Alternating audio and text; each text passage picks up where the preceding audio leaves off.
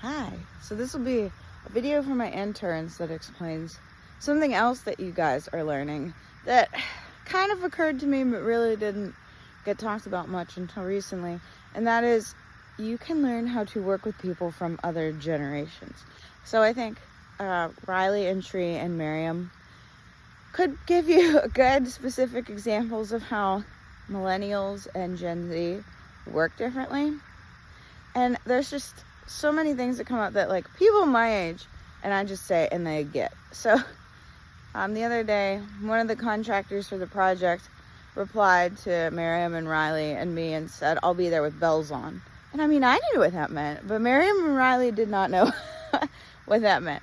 It means to be there very excitedly. And so not only the way that we speak is a little different, but the meaning of things, which is like a really important thing to comprehend.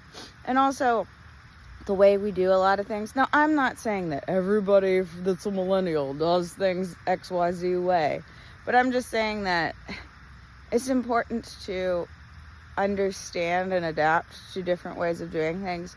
I feel, and I'm not saying that everybody that's a Gen Z does everything the same way, but I feel that Gen Z are very uniformed. And look, I still have some of my Mendy's on, but they're very uniformed because you guys all grew up in social media, whereas every previous generation did not. So we don't have that like uniformity and like, not, I'm going to say like single mindset. I'm not saying that everybody from Gen Z follows everybody else from Gen Z, but I am saying that it's more prevalent in Gen Z because everybody copies what they see on TikTok, and social media kind of makes everybody follow like one certain way.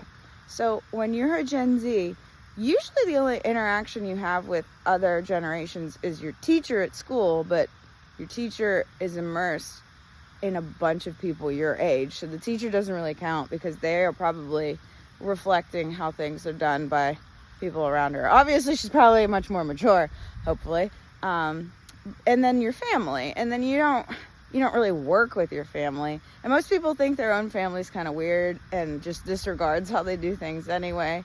And weird families are the best, but you need to be able to work with people from other generations. And I think that the older the generation gets, the more they expect out of you. Like, I know, like, I think I'm pretty lenient, but the generation prior to me, Gen X, they definitely would expect more. And then the boomers expect the most.